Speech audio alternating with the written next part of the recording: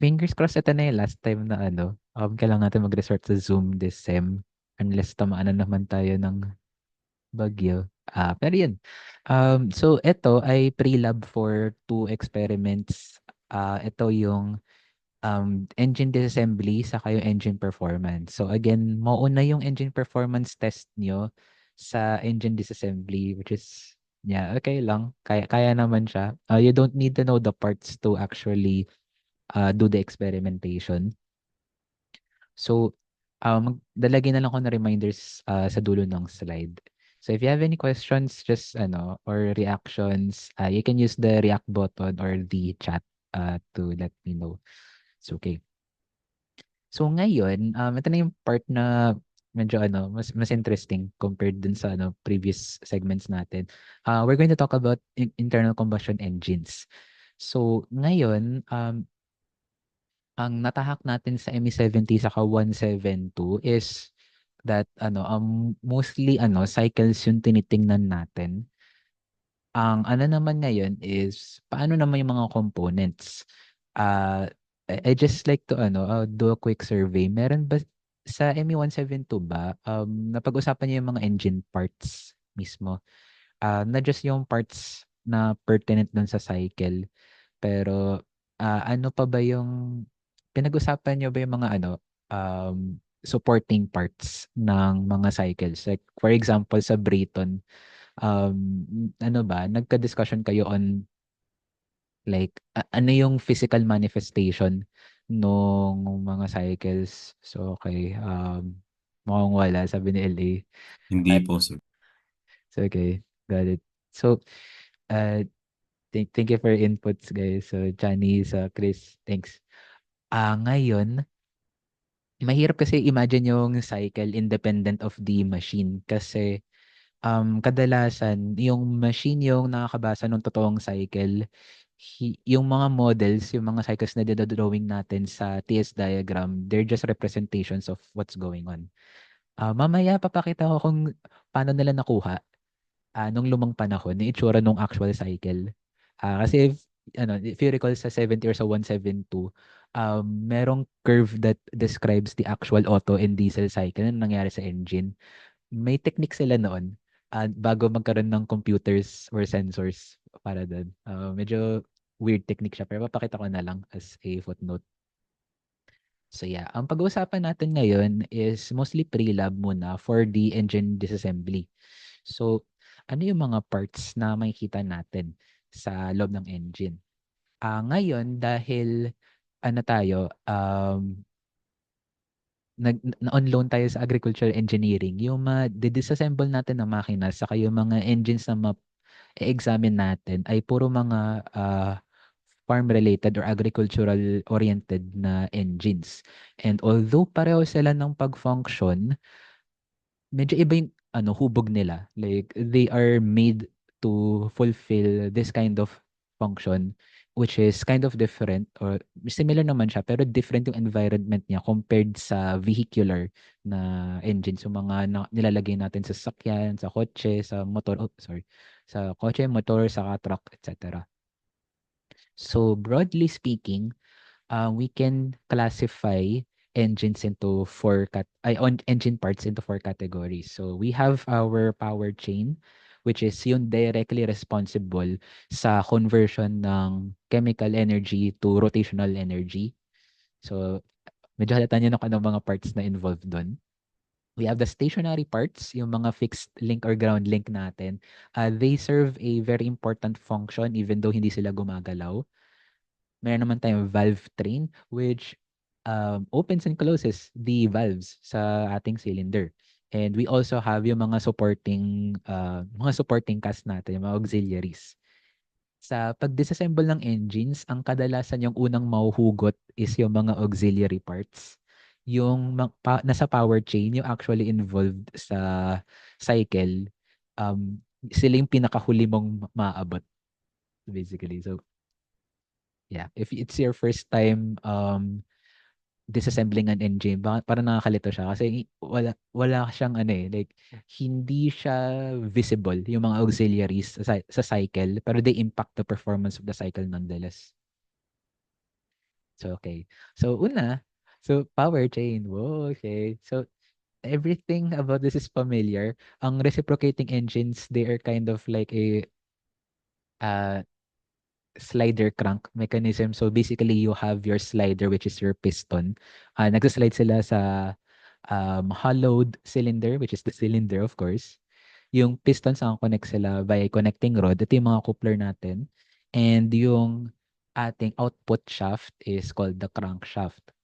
Ngayon, yung crankshaft natin, hindi siya nagro-rotate with an even omega or even angular velocity as is. So, dahil yung ano mo, instead of having a rotating input, yung input mo actually is yung pag-push down ng piston. And pag nagpo-push down ka, medyo ano may bako-bako yung angular velocity signal ng crankshaft. Kung isipin mo, kung if we want to talk about it in EE terms, bako-bako yung signal. So, kailangan mo ng stabilizer ng signal. Like something that can stabilize yung rotation ng crankshaft. And that's where the flywheel comes in. So, pag galing na kayo sa 5.4, the flywheel's objective sa engine is to make sure na stable, at least minimally stable, yung omega ng crankshaft na lalabas. Kasi without it, if doon sa mga nag 5.4 na, if you recall, yung torque diagram ng isang crankshaft, pataas-baba siya. Like, pataas-baba, pataas-baba. Tapos pag pinatuwang mo siya ng iba-ibang cylinders, medyo nag-even out, pero may taas-baba pa rin. The crankshaft, nagbibigay siya ng extra oomph, extra inertia para magpatuloy yung ikot. So yeah, that's it for the power chain. Sir, meron bang flywheel sa farm engine, sa small cylinder engines? Yes, meron. Pero meron silang additional functions na hindi commonly used by and car flywheels nowadays. Makikita niya siya sa experiment. Next naman, we have our stationary parts. Ngayon, ang pinapakita ko sa inyo is yung mga stationary parts ng vehicular engines or rather mga automobile engines. So, ang overall na tawag sa pinakamalaking stationary part ng car engine is the engine block or the cylinder block. Sa small cylinder agricultural engines, tinatawag pa nila tong crankcase. So of course, ito, ang laman niya is yung crankshaft saka yung mga cylinders. Merong mga mga kotse na makina, hindi ko lang kung luma or meron pang gumagamit na iba. Pero meron silang may mga engines before na yung cylinders separate siya from the cylinder block. So imagine mo may may engine block ka, tapos may mga butas ka na para sa cylinder. Susuotan mo pa siya ng cylinder, ng tube bago mo pasukan ng piston. So yeah. Tapos ito naman, yung engine block na to, this engine block, syempre papatungan mo siya ng something else. So, ito mga butas na to, ito yung parang top dead center ng ating mga piston. So, yung level niya, top dead center. Tapos, of course, when you have an internal combustion engine, kailangan mo ng valves ng intake saka exhaust. Yung intake saka exhaust, nakapasok sila sa cylinder head. So, this is the image on the right. Wala nga lang yung cover dito. May takip to, syempre. Hindi mo naman i-expose yung mga valves immediately. So, papatong mo yung cylinder head over the cylinders. Nandun yung intake sa exhaust valves. And para protektahan yung mga valves, lalagyan mo siya ng cylinder head cover. So, that with respect to small engines, the cylinder head and its cover is still preserved. Makikita nyo pa rin siya sa small engines.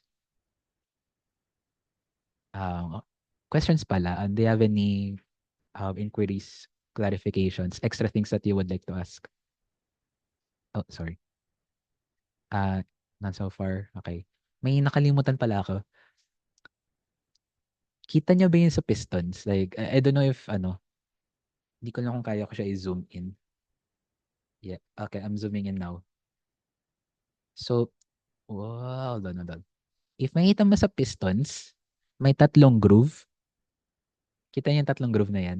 Uh, Doon ka maglalagay ng what we call piston rings. So, yung piston rings na yun, para silang mga ano, metal O's.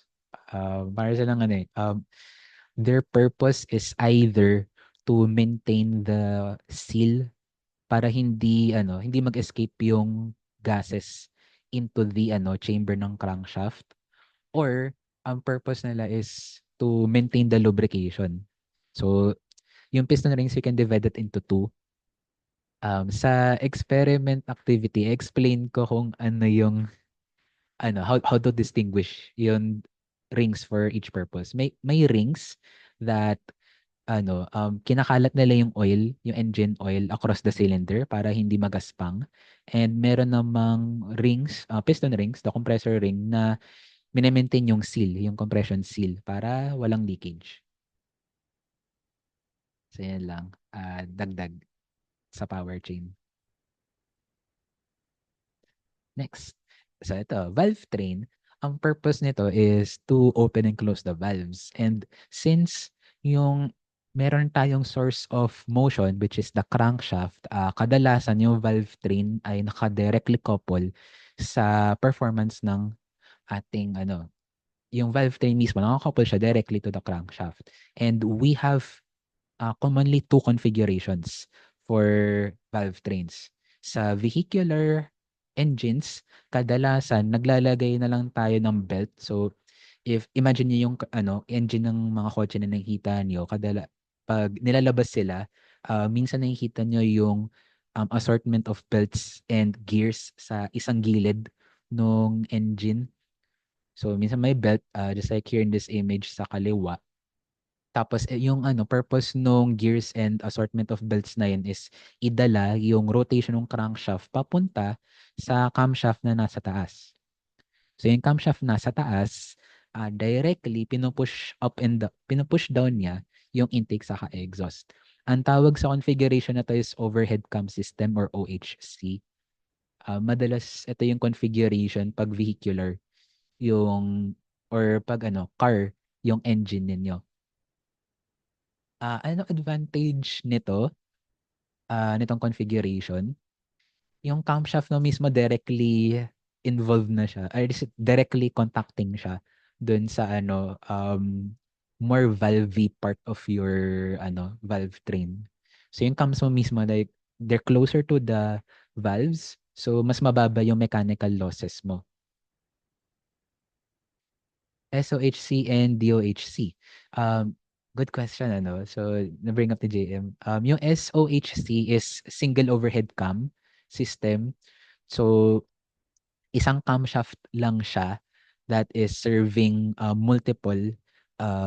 it's either single row of cylinders or multiple rows of cylinders. Yung dual overhead cam system, dalawang cams siya, and it's either nagsaservice siya ng isang row lang or separate rows of cylinders. There is this trend sa engines kasi, like, although hindi na natin naabutan yung single overhead camshaft system for as a common occurrence, may trend na dumadami yung intake sa exhaust valves sa mga kotse. Kaya meron precedent for the dual system. Kahit na inline lang yung layout. So yeah, single overhead cam and dual overhead cam. Um, if may error ako, like, just let me know. Feeling ko mas alam niya yung may ilan sa inyo na mas alam yung hanash for with regards to car engines.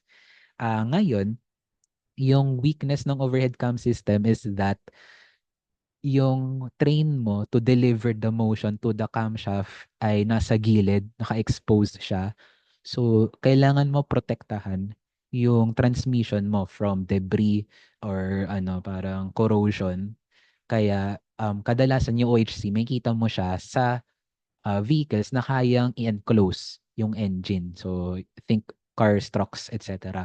Pag yung engine mo ay open, like naka-expose siya, like for example, sa tractor or sa motor, kadalasan what you will see is the OHV, the overhead valve system. So, sa OHV, nakatago yung transmission sa loob ng engine mismo. Your camshaft is actually right next or just at the same proximity sa crankshaft. So makita niyo dito sa image, the crankshaft is very close to the camshaft. Tapos, yung cams mo, may dadaanan siyang series of mechanical links. So, yung cams mo, it touches this tappet which pushes on the push rod, which pushes on the rocker arm, which pushes down the valves. So, marami kang mechanical losses dito sa system na to, pero protektado yung transmission mo from debris from outside. So, kadalasan makikita mo to sa mga farm engines, mga i-disassemble nyo ngayon, OHV yung valve train nila. So, yeah. Sir, bakit OHC saka OHV? Pareho namang overhead yung valves. One way to think about it is that yung OHC, overhead yung valves, pati yung camshaft. So, sa OHC, pati camshaft nasa overhead. Pero sa OHV, yung valve lang yung nasa taas. So, yeah. So, again, if you have any questions, just type it down on the chat. Tatry ko siyang sagutin, maabutan. Sir, paano po napoprotektahan from debris yung transmission sa OHV? Yung debris na nire-refer ko is yung outside debris. Things coming from the outside, not from the inside. Uh, kung galing sa inside yung debris, siguro more than the valve train yung maapektuhan doon. Pero yeah, at least sa OHV systems, naka-enclose sa crankcase saka sa cylinder block yung buong train mismo. So there's little chance of outside debris actually making its way to the OHV transmission. So if you think about it, yung stationary parts mo, may gaskets pa siya. The gaskets provide protection or sealing not just for the valve train, pero pati dun sa piston cylinder setup mo. Yeah, did I answer your question or iba yung like was it different yung gusto mo tanungin? It's okay. So yeah. Also pala sa OHV, although chain drive yung nakikita nyo dito sa engine na ibabaklas natin next week, naka-gear yung camshaft sa crankshaft. They're geared directly. Kaya medyo mahirap tanggalin yung camshaft. Kailangan mo rin because the camshaft is timed directly to the crankshaft, hindi mo na siya basta-bastang isusuot. May makita kayong parang indicator, mga timing marks sa gear ng camshaft saka sa crankshaft. Sprocket ba yun nasa OHV, sir? Yes, this looks like a sprocket pero it's for a chain na hindi natin inaral sa 45. Mukha siyang eh. Wait, roller chain nga siya. Medyo dugyot lang yung quality ng nakopya ko. Yeah, roller chain siya. Ang weird parang siyang chain drive pa siya, pero yung sprockets mo mukha siyang gear, yung ngipin. Sobrang weird. Pero yeah, feeling ko that's part of the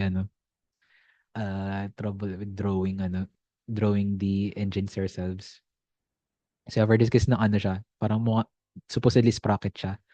Pero yes, merong mga engines na directly geared yung camshaft to the crankshaft and hindi mo siya basta-basta pwedeng isuot lang. Kailangan may notches dun may notch marking sa camshaft gear saka sa crankshaft gear. Dapat ipagtugma mo sila para maayos yung timing ng camshaft. So, okay. Punta naman tayo sa next part lang. Nakalimutan ko na yung susunod. Ano na to? Auxiliaries na to. Yan natin ano sila. Okay, yan. Nice. So, ngayon, pag-usapan natin auxiliaries. Ito yung mga bagay-bagay na medyo technically you can classify them in categories all on their own. Pero ah, nakasanayan kasi ng ano experiment is that ano, four categories lang, tapos everything else ilalagay mo dito sa auxiliaries. So yeah. First part of the auxiliaries is the intake. Ang nakabox ngayon is what we call the intake manifold. Ito yung hindi mo makikita sa single cylinder engines. Bakit? Kasi ang purpose ng manifold is to distribute air or fuel-air mixture to multiple cylinders. Kung isa lang yung cylinder mo, like, ba't ka pa magpapa-manifold? So yeah. Pero before the manifold, meron kang series of ano naman, ducts. And yung air mo, bago siya makapasok, syempre ayaw mo na may dumi na pumasok sa piston cylinder habang nagko-combust. Masisira kaagad yung makina mo. So, all engines, all air-breathing engines, kailangan nila ng what we call the air filter. So, ito yung itsura ng air filter sa vehicle, sa car engines. Iba naman yung itsura ng air filter sa tractor engines.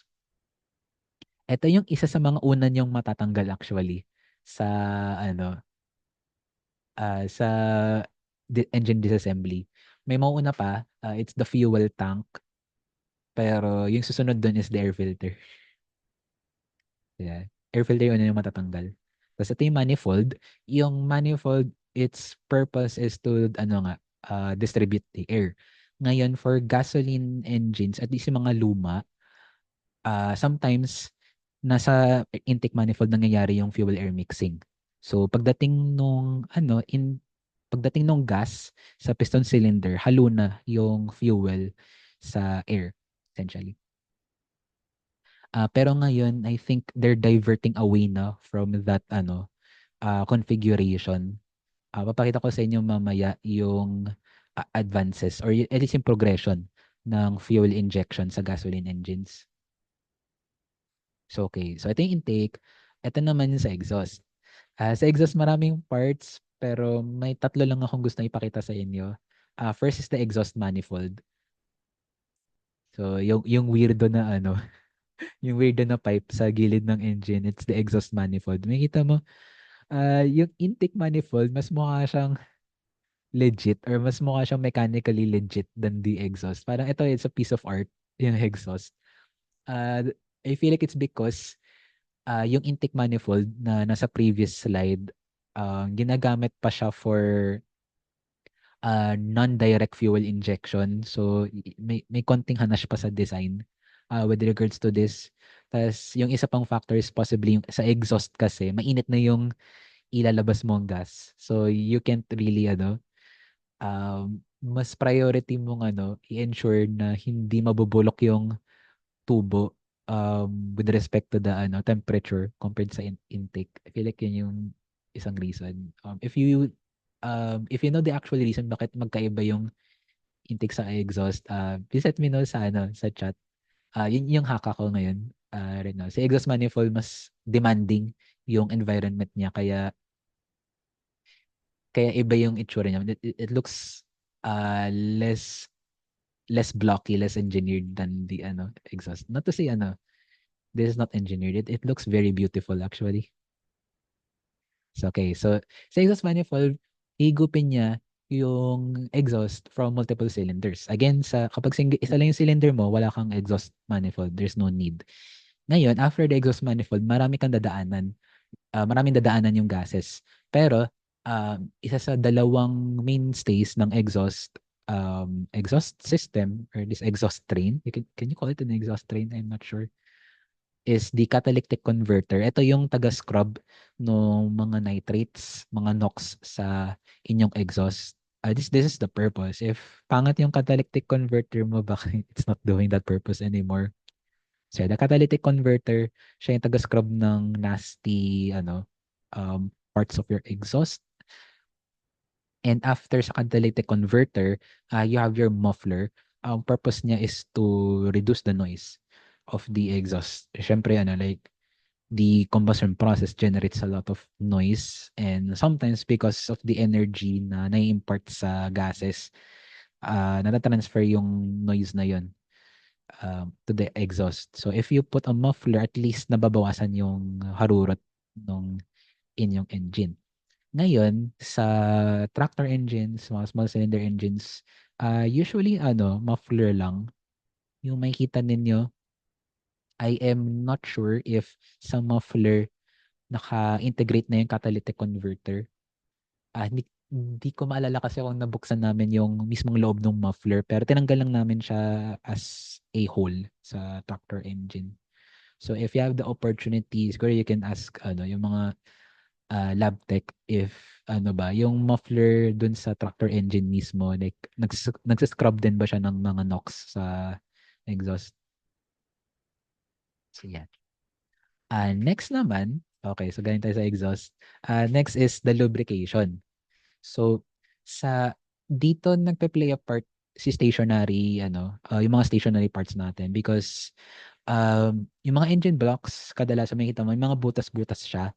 They're actually channels both for the coolant and for the oil. So sa car engines, very complex yung ating lubrication system. Meron tayong sump sa ilalim and meron tayong filter and meron tayong tinatawag na oil pump. So yung oil pump, it's positive displacement pump siya. Hindi siya ganong kahalata pero its essential purpose is to drive the push the oil into the rest of the system. I think pwede kayo bumili sa junk shop ng separate na oil pump. If you're handling viscous fluids, this might be something that you can use then if you're constructing something DIY. Sa small engines naman, mas simple yung lubrication method nila. Makikita pa rin natin yung tinatawag din na oil sump. Um, Most oil sumps ay nasa directly ilalim ng crankcase. So this is true for most car engines and tractor engines as well. Pero sa small engines, mas reliant sila sa oil splashing technique ng lubrication. So meron tayong mga connecting rods sa small engines na may pusle. May makita mo dito sa connecting rod na to. Parang may patusok, may nozzle. This is something that Yabe calls the oil slinger. So yung oil slinger, pag pababa yung connecting rod, parang may tatangayin siyang langis, tapos pag akyat na, tatalsikin niya. Papatalsikin niya sa loob ng crankcase. So, habang umiikot, yung oil slinger, parang magpapatalsik siya ng oil, tapos may matatangay siya nung piston rings, nung oil rings sa piston. Tapos ilulubricate niya yung cylinder essentially. So yeah, for small engines, you don't see this complex of a lubrication system at all. Walang as far as like wala akong napansin na channels or significant channels sa loob ng mga engine block sa crankcase. Pero baka may mapansin kayo na on your first try. So next to lubrication, we have the cooling system. Again, sa car engines, very complex yung cooling system natin. Favored for cars is yung liquid cooling system. So basically, may water ka sa coolant um, in your system. Your radiator serves as your parang evaporator. Tapos may heater core ka that basically serves as your condenser. And if you see here, meron ding channels, again, for the water na coolant to pass in and out of the engine block. Paano naman for exposed engines? Pag nakita nyo kasi yung coolant system na to, maraming abobot. So, pag exposed yung engine mo, it's possible na pag hindi mo siya pinrotektahan ng maayos, baka matangay yung part, madumihan, may pumasok na debris. So, kadalasan yung mga exposed engines like motorcycles and tractors, natural air or induced airflow yung ginagamit nila pang cool. That's the reason why yung mga motorcycle engines, yung cylinder cover nila or cylinder heads ay puro fins. The fins increase the surface area, greatly affecting the cooling. So, Minsan naman may mga engines na 'pag may flywheels sila, they also take advantage of the rotation of the flywheel. Nagkakabit sila ng flywheel fan sa tabi ng flywheel. Makikita niyo 'to sa makikita niyo 'to sa tractor engines, during the experiment. Merong flywheel fan na nakakabit mismo sa flywheel. So yeah, air-cooled ho ba yung mga tractor engines na disassemble natin? Yes, and they're air-cooled.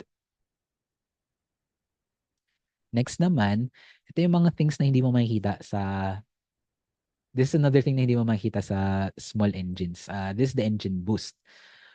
Curious ako, sa 172 ba, show of hands lang, sinong pinakitaan ng supercharger sa turbocharger? Like, do you guys know kung ano itsura niya? Supercharger sa turbocharger in actual ano.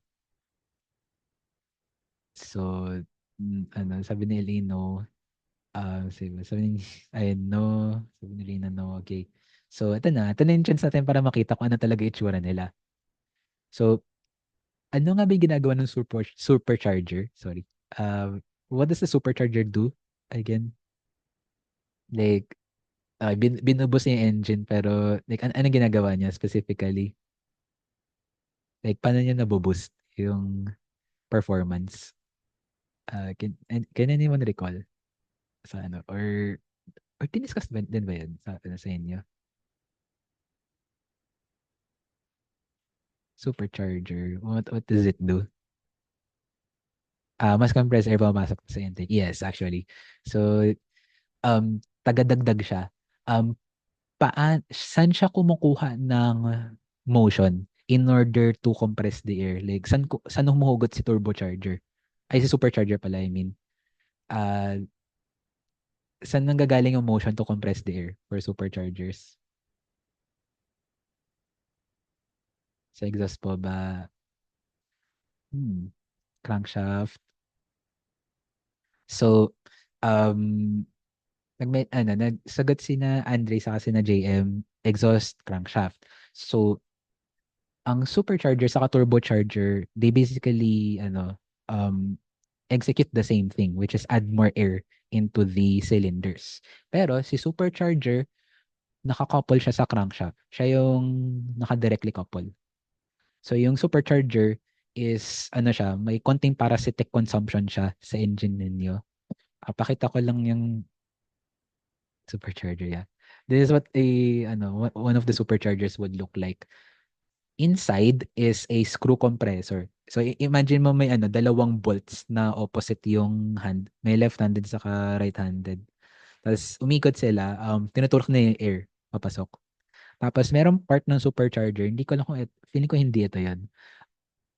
Or is it? Actually, I'm not sure.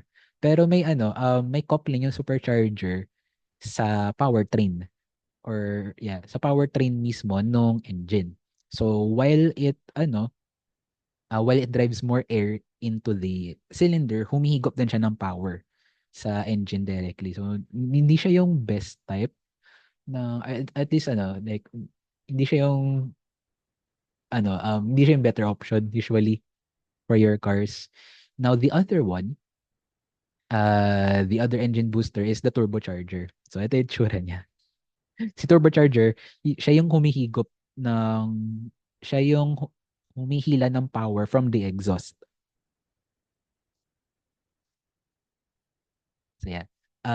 Question lang. So 'di ba ang turbocharger, if na-discuss sa inyo sa 170 or sa 70, meron siyang compressor sa turbine. Sa tingin niyo, pag tinignan niyo kasi yung picture dito, may parang mas maitim, tas merong mas maitim na casing, tapos may mas silver na casing. Sa tingin niyo, saan dumadaan yung exhaust? Doon sa mas maitim or doon sa mas silver?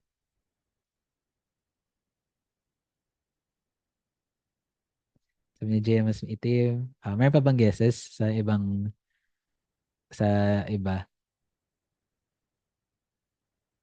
Saan dadaan ng exhaust? Doon sa mas maitim na casing or doon sa mas silver? So, mukhang wala na nagsasagot, So, yes, actually, yung exhaust niya, dadaan siya dito sa mas maitim na casing. nandyan yung turbine section ng turbocharger. So, the black casing contains the turbine of turbocharger. Tapos, itong silvery na to, ito yung nag-handle ng fresh air.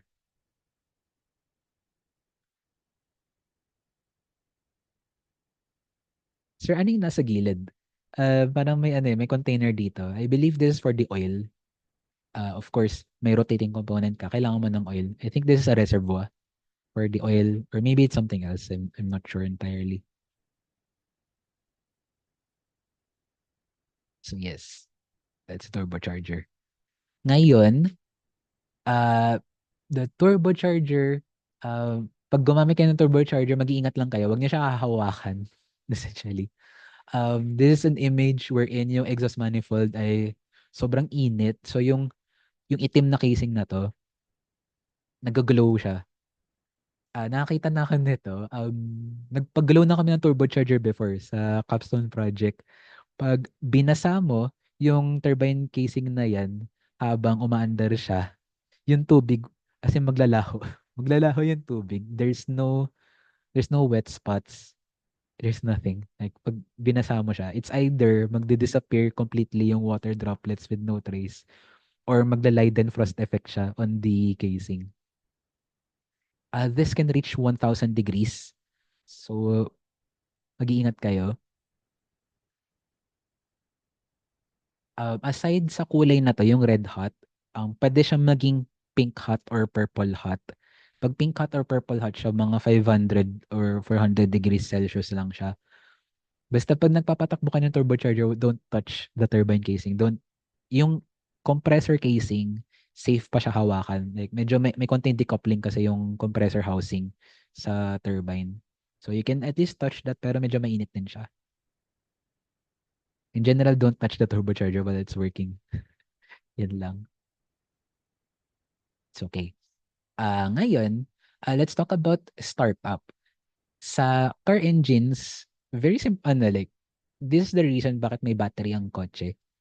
So, yung battery ng kotse, ang purpose niya is to serve as a source of power habang nagsa-start up yung makina. So, you have a battery, and the battery provides power to an alternator. Yung alternator, siya yung taga-buwelo nung crankshaft in order to start the combustion process. Pag nag-start na yung combustion process, the car battery can disengage na. Like, tapos na yung trabaho ng kotse. Nung battery pala, I mean. So yeah, yung alternator, essentially, nagaano siya, it produces electrical power from the mechanical power of the crankshaft. So, pag nag-disengage na yung battery, the alternator will enable the functioning of all of the electrical equipment na nasa kotse. So that includes the air conditioning, the infotainment, and yung mga electronic displays sa kotse. So, hindi ano, pag nagsasaksak kayo, nagcha-charge kayo ng phone, malamang hindi kayo sa battery humuhugot ng power. Most likely sa alternator ka humuhugot. Masama ba mag-start na ng bukas yung aircon? Um, So, ito yung ano, I'm actually not sure on that correct answer. Pero pag nakabukas yung aircon, may extra load ka dun sa battery. I'm not sure if feeling ko kaya mo naman i-start up yung sasakyan mo habang naka-on yung aircon. Pero feeling ko magdodraw yung aircon from the battery just for a moment, and baka maubusan ng buhay yung battery mo. Feeling ko yun yung mangyayari. Saglit lang naman mag-activate yung battery.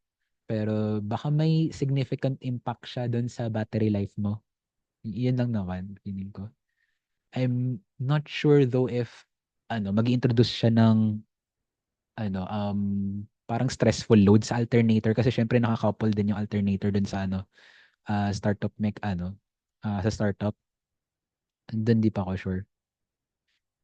Siguro if somebody knows sa class, maybe you can share din sa based on your experience.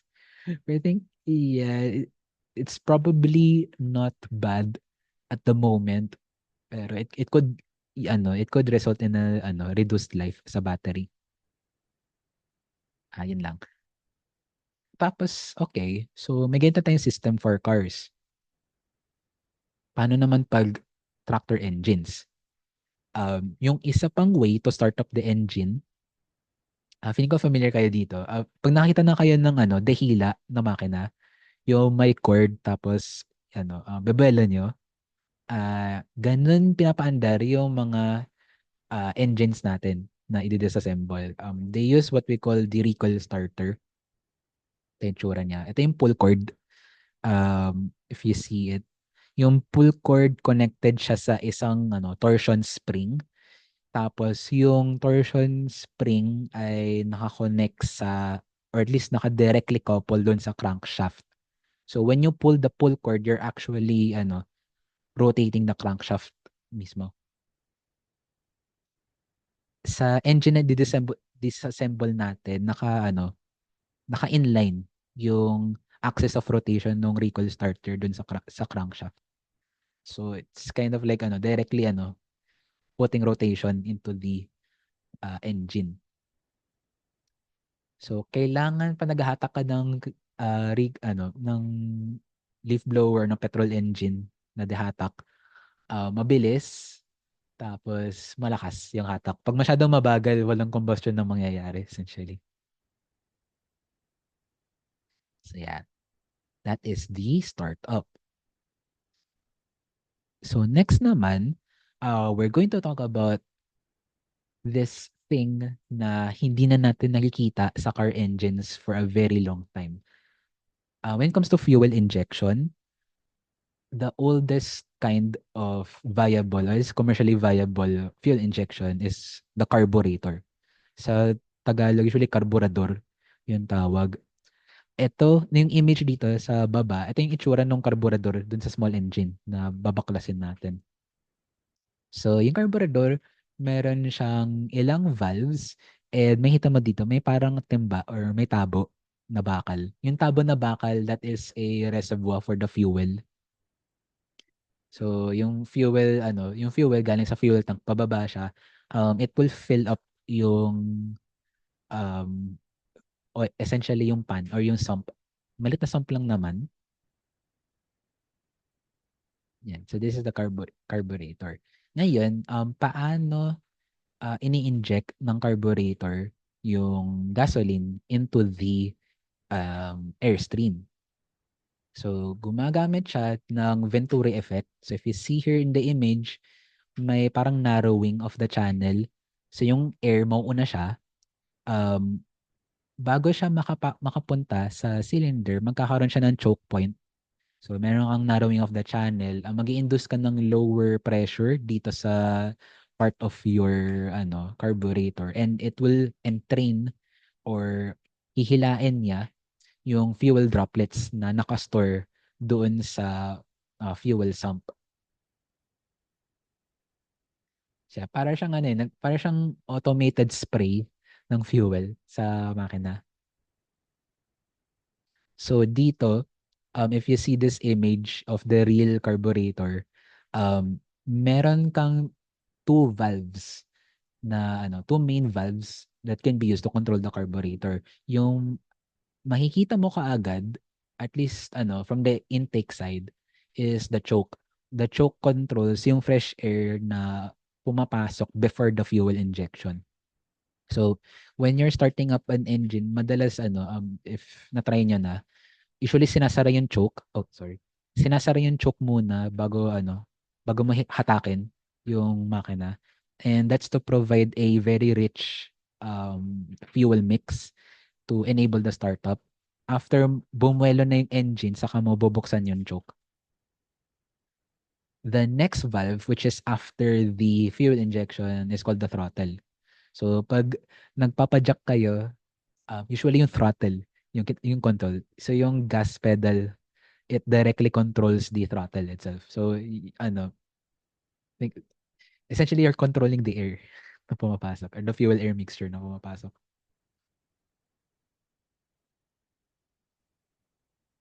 So, pag gusto niyo mag-rev ng engine, Usually yung throttle yung gagalawin niyo.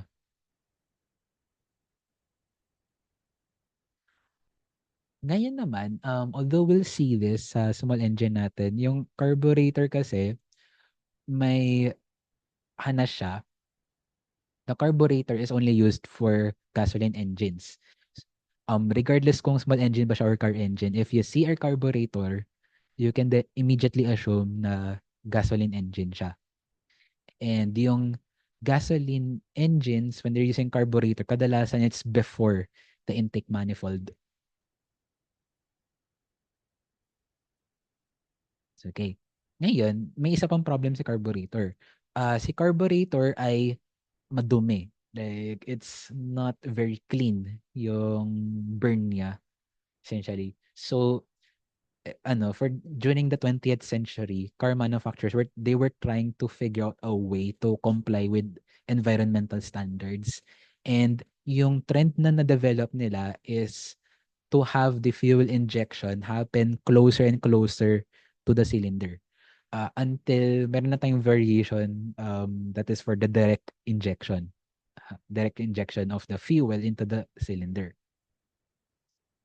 So, yung system dito, yung single point injection, para siyang more efficient na carburetor, essentially. So, yun yung first stage nila into environmental compliance.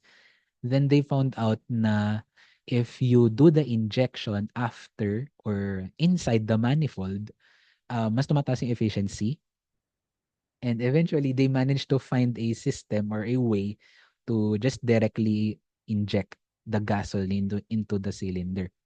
So, ang advantage niya is, again, mas malinis yung burn nung inyong fuel. Saka, ngayon kasi, when it comes to the age of electronics, masyadong mabagal mag-respond yung carburetor sa input and stresses.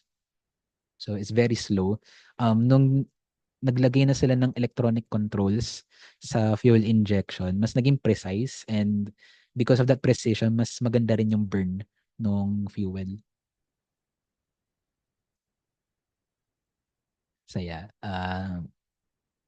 Siguro when you have time, if may kotse kayo, pwede nyo i-check kung anong klaseng injection yung ginagamit ng kotse nyo.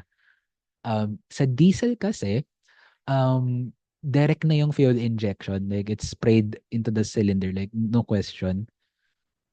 Pero for gasoline, curious ako, like, doon sa mga sasakyan nyo, like, are they direct injection or multi-point injection? Kanya ko, single point, medyo luma na kasi single point din eh. Mga 80s, 90s pa siya. Eto, curious lang ako kung anong meron yung mga sasakyan ninyo. So, next to the fuel injection, of course, kailangan mong i-ignite yung inyong fuel, air mixture. Sa small engines, ang meron tayo na ignition system, ah, baklasin natin ang Honda Civic. Hala, donate na ba? Willing naman kami mag-donate ng tumanggap ng donation. Oh my gosh. Saka natin pag-isipan yan. Okay.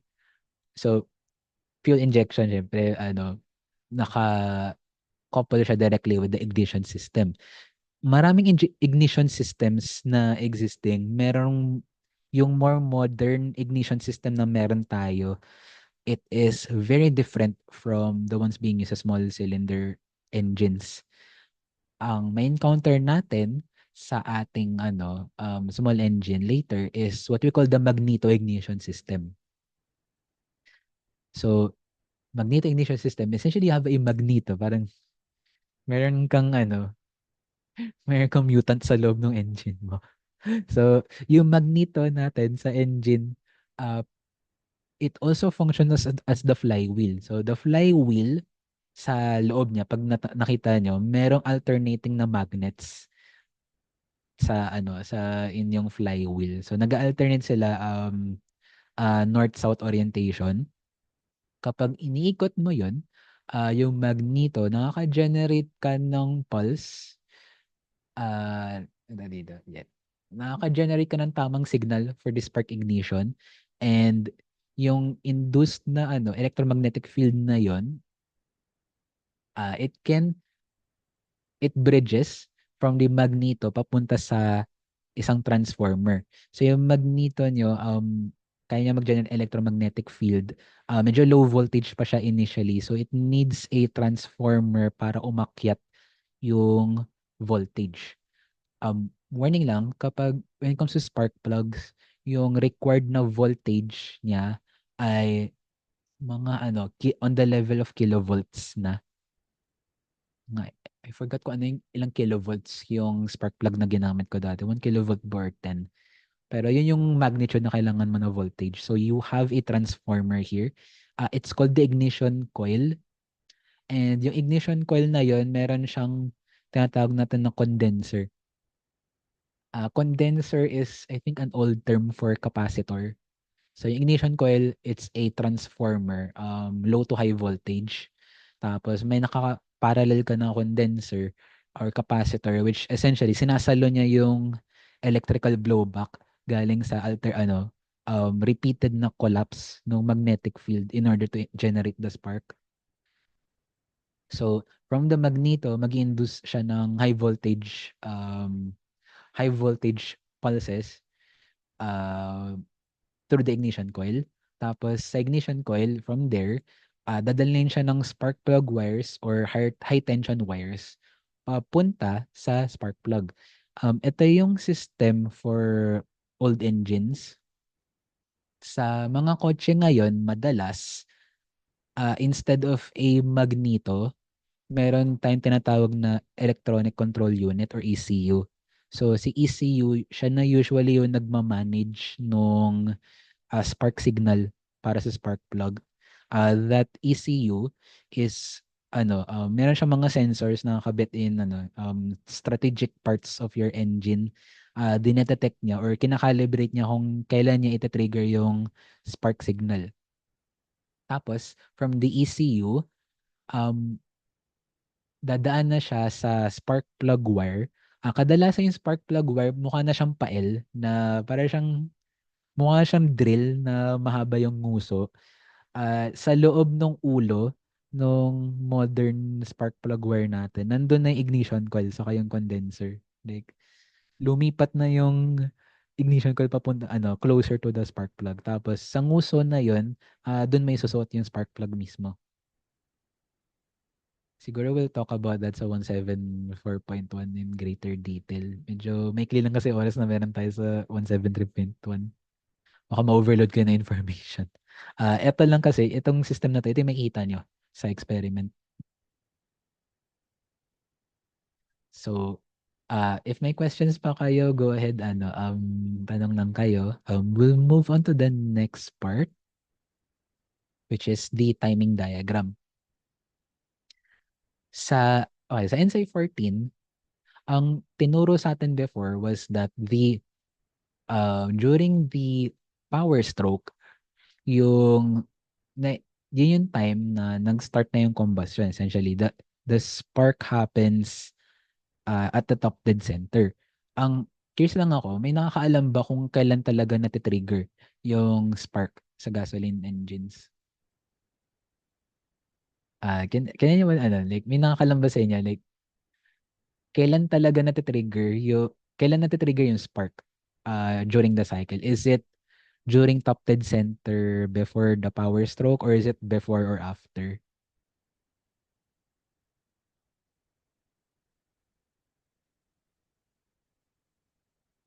Okay, parang wala pagkakarampatas kasi. Okay. Parang just before pa ba? So, medyo weird siya na ng concept coming from NSI 14.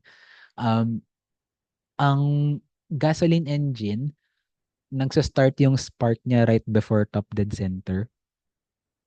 Can anyone, feeling ko na-discuss ko na to sa inyo. Like, yeah, it's yung spark natitrigger siya before top dead center. Can anyone guess kung ano yung reason why? So, ito yung sa kaliwa. Kaliwa yung discuss natin. Yung kanan, ano to eh. This is for the diesel. Saka na natin pag-usapan yung sa diesel.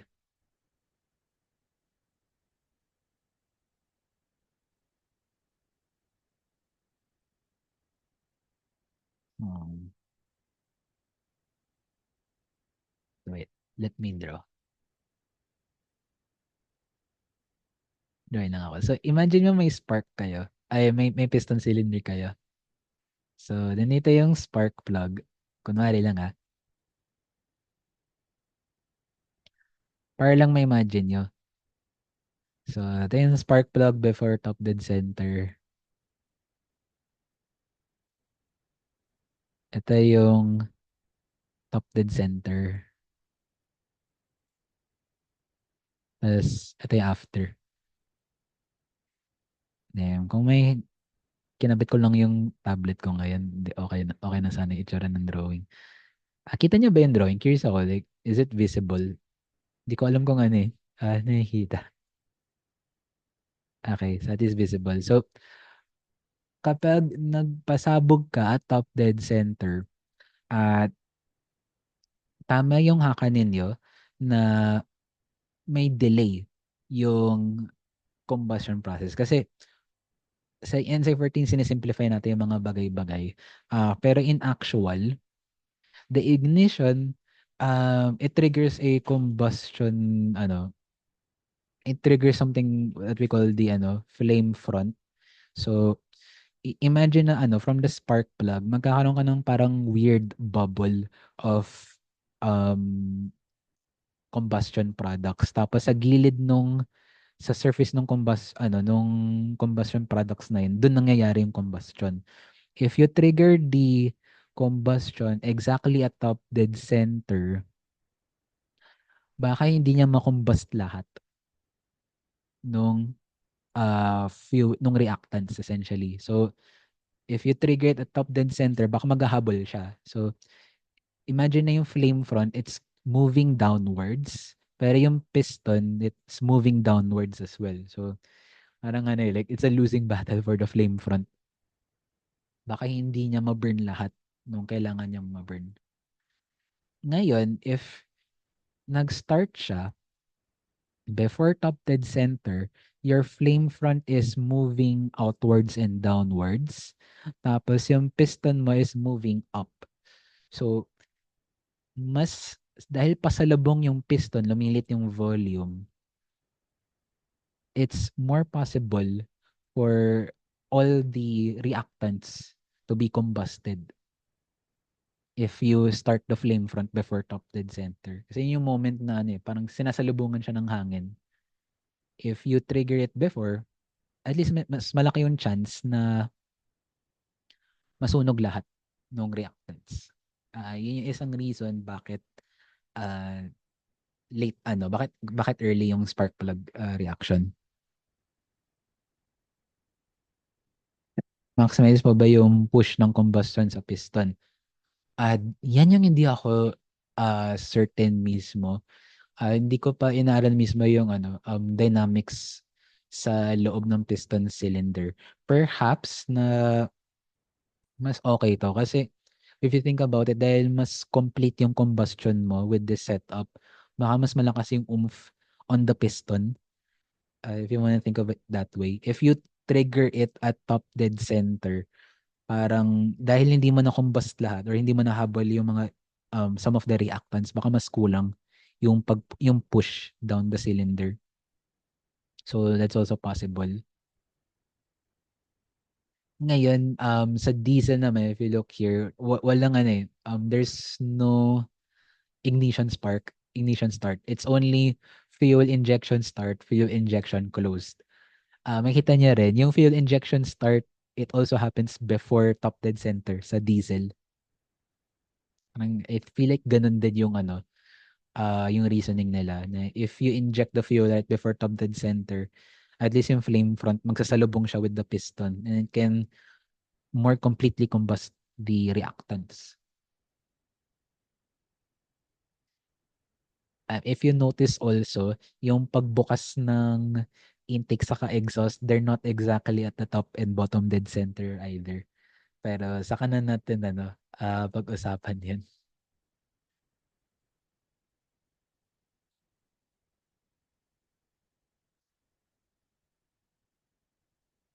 Yeah. Um, for old gasoline engines, usually sa ano, yung premix ng fuel and air, nangyayari siya before the cylinder. Ngayon, mas likely na yung fuel injection, diretso na siya mismo sa cylinder. You can check na sa Honda Civic ni JM. Pwede natin tingnan. Teka, I feel like hindi na natin, wait lang. I'm gonna pause the share. Feeling ko hindi natin kailangan yung the rest of the details. Masyadong marami na to. Oh wait, never mind. Feel ko kailangan natin to. Um, na-resume. So, hindi, yung engines na babaklasin natin, it is four-stroke next week. Ang two-stroke, may ginagawa lang siyang hanash wherein it's trying to optimize or it's trying to blend in yung apat na strokes into one cycle. Ang problem mo lang sa two-stroke is that dahil kailangan mo siya i-blend together, um, may tendency na mag-leak over yung combustion products into the zone of the reactants. You're using kasi part of the you're using momentum from the exhaust to no, never mind. So, yeah, essentially may tendency yung mga products to mix with the reactants sa two-stroke. Hence why hindi siya ganong kalinis compared sa four-stroke. Ang maganda naman sa two-stroke is that you can mas malakas yung oomph ng two-stroke talaga compared sa four-stroke. So, ito yung mga ilang comparisons ng mga engines natin. Yung two-stroke gasoline engines, usually ito yung mga dala-dala na ng mga ating mga garden staff, yung mga taga-alaga ng landscape natin. If you see petrol leaf blowers, most likely two-stroke sila. Two-stroke diesels, common din sila for ships. Hindi siya mukhang two-stroke yung nandito sa top left, pero yeah, it's two-stroke. Four strokes naman, madalas sa kotse sila, like mostly for vehicles. Sa tractors, yes, may four-stroke na single cylinder gasoline and diesel din. So, yeah, two-stroke is very weird, pero yeah, it has the oomph din. Next, okay. Ito na yung para sa next week niyo. Ito yung talagang kailangan niyo. Um, how do we know kung okay ba yung performance ng makina natin or hindi? Ano yung mga key parameters para sa internal combustion engine na nagre-reciprocate na kailangan natin tingnan? Can anyone tell me kung ano yung mga parameters na kailangan natin i-check? Or at least yung parameters na commonly tinitingnan natin when we're judging engine performance. Kahit bara-bara lang. Let me know sa chat. Okay. Sabi ni JM torque. So, yes. Torque is one of them. Horsepower, yes. Kasama siya. CC, actually, siya. CC actually helps you determine yung performance level ng engine. Pero siya, CC kasi is a static, part na siya nung engine mismo, hindi siya nagbabago. Pero yes, CC is a good, or cubic centimeters. It's a good, way to measure, or at least estimate yung engine performance. So, sa engine performance, we have a lot of losses. Sa small engines kasi, depende doon sa transmission, pati na sa car engines, there is a lot of leeway for you to lose some of the energy. If you recall, sa ating NSI 14, kadalasan sa auto and diesel, nagsisit tayo around 50 to 60 thermal efficiency. So that's where the 40% na loss na nakukuha natin dito for this diagram. So more or less mga 40% yung nawawala, and this part is unavoidable. Like wala kang magagawa. Pero the rest, if you see here, ang daming nawawala actually. Ang daming nawawala sa engine mo. So according to this diagram, at least if you can trust this diagram, a lot of the heat actually escapes into the coolant. It's kind of sad. Technically kasi kailangan mo rin yung coolant such that hindi matunaw yung engine mo, hindi siya ma-degrade. So yeah, like that's kind of big. Medyo malaki yung loss.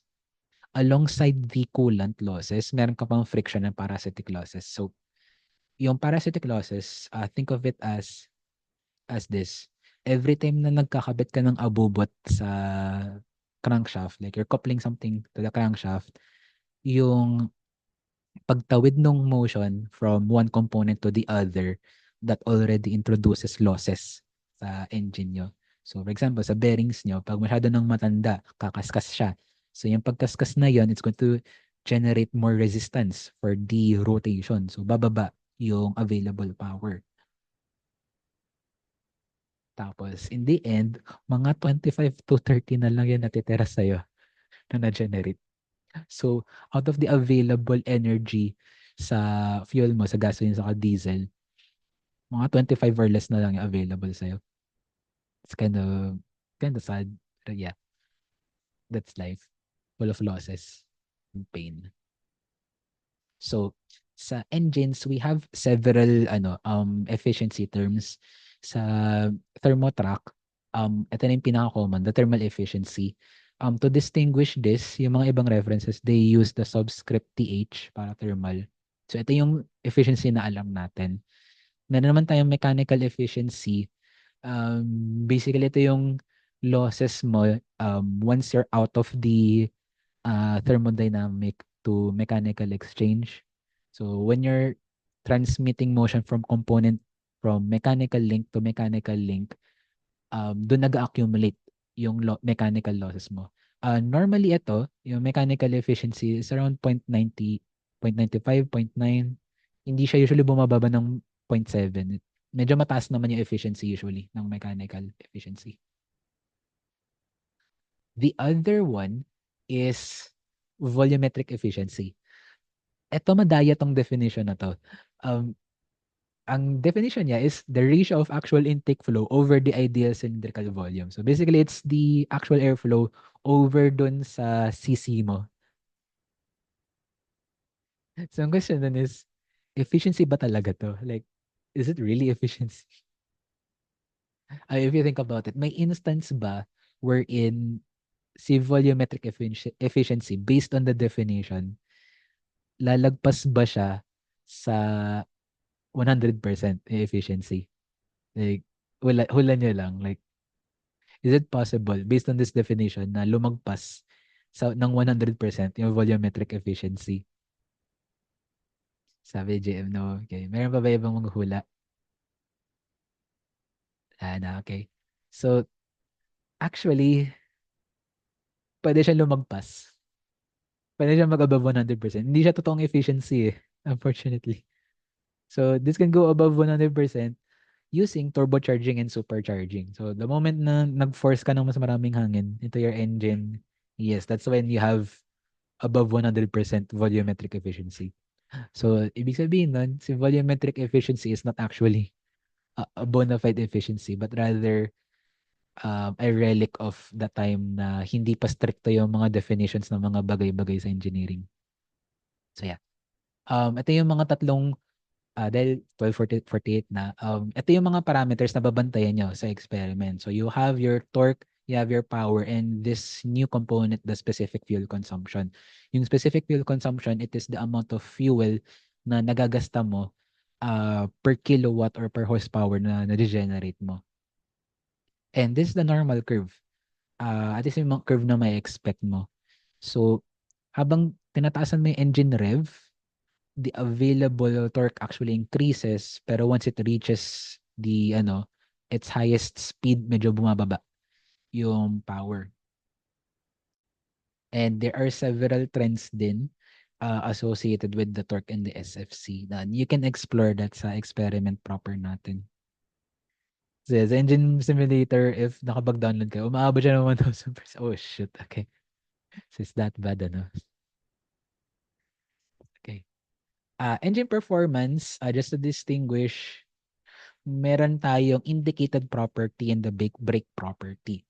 So, ang indicated na torque, indicated na power, indicated specific fuel consumption, rekta siya sa makina. Yung brake properties, yung brake power, brake torque, brake SFC, these are all measured from the vehicle output itself, not the engine.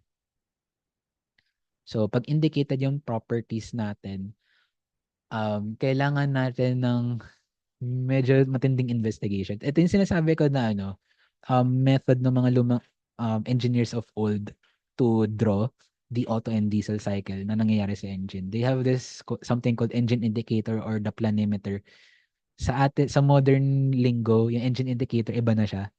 Pero yeah, before tawag nila dito is engine indicator. So nirerekta nila to sa sa cylinder and tinatiming ata nila to sa crankshaft in order to produce yung mga cycles na nakita natin sa sa Sengel, sa Sontag, sa iba pang literature.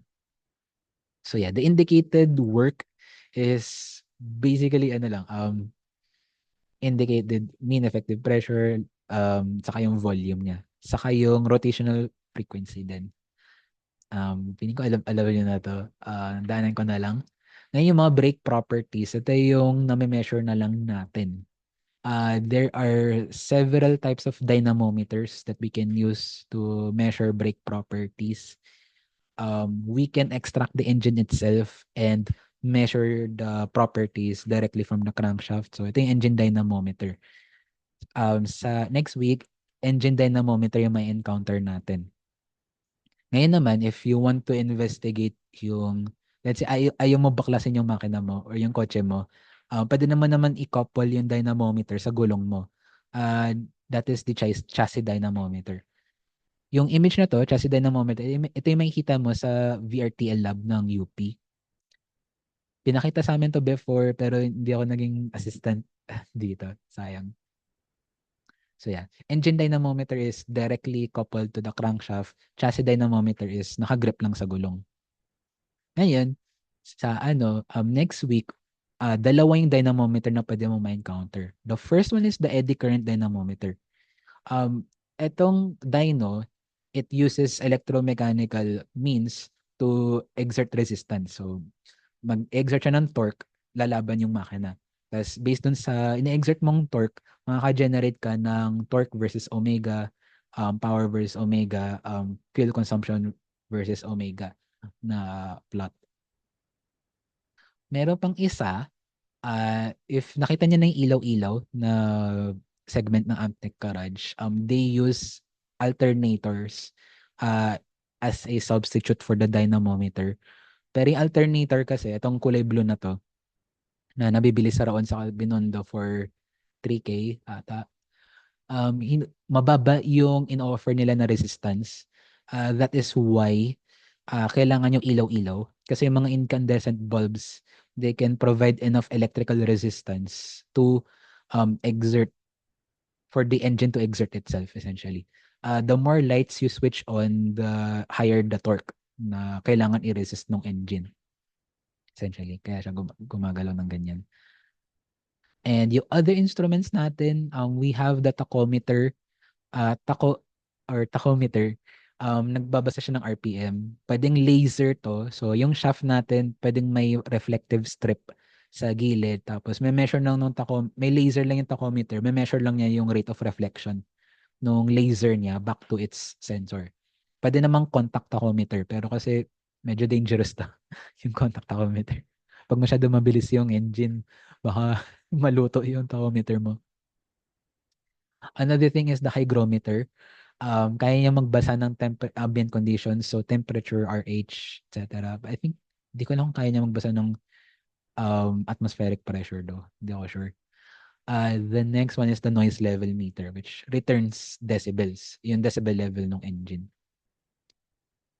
Ngayon naman, next week, please ensure na may proper PPE kayo. Medyo nakakanganib yung garage. Although relatively safe yung conduct ng experiment, kailangan nyo pa rin mag-ingat. So, make sure na naka-short sleeve kayo, no accessories, dangling accessories, naka full on trousers with closed shoes. Ngayon, si Amtech, meron siyang ear protection. Pero if you have ear protection yourselves, kung may ano kayo, may industry earmuffs or silencer earmuffs, please bring them. Tapos for the mask, medyo mausok kasi, N95 or close, or KN95, KN94, okay na. So that's it for this session. Hopefully okay lang. Pasensya na medyo na-extend tayo ng konti.